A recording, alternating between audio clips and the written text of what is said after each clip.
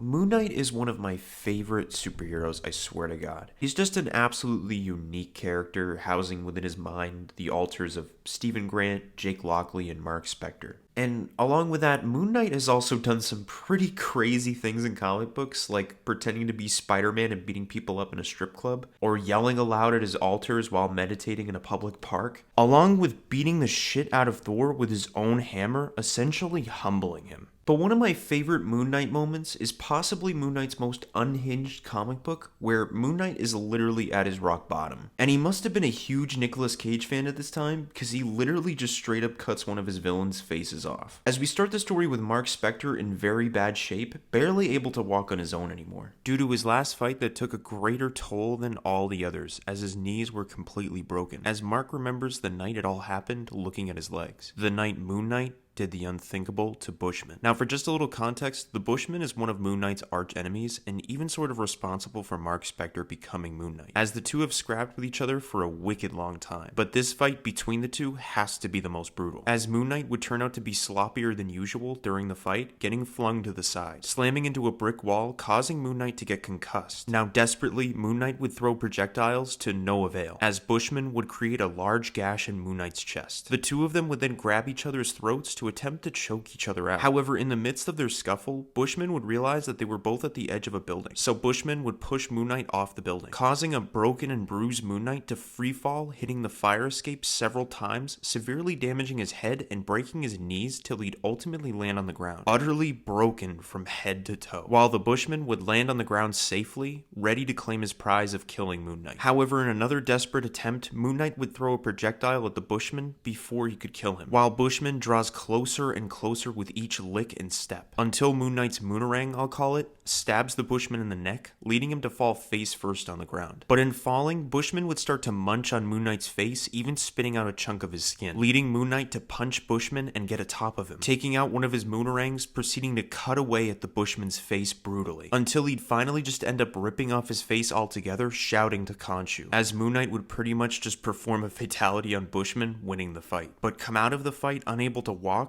and with a broken spirit, as Moon Knight would later turn to drugs after his knees were broken and hit rock bottom. However, over time, Mark Spector would return as Moon Knight and be a superhero again after being repeatedly haunted by the memory of Bushman. Along with this, Moon Knight would also grow a deadly reputation with villains, like Taskmaster for instance, literally too afraid of Moon Knight to even fight him. And to add to the nightmare fuel that was this run of Moon Knight, Moon Knight also kept the Bushman's face as a trophy and would wear it in honor of Bushman, till his girlfriend would walk in on him. Yeah, Moon Knight is a wild character. And as much as this run is fucking crazy and really unique, I still prefer Jeff Lemire's run. But anyways, I hope you guys like this little story, and don't forget to leave a like and subscribe, and as always, I'll catch y'all on the flip side.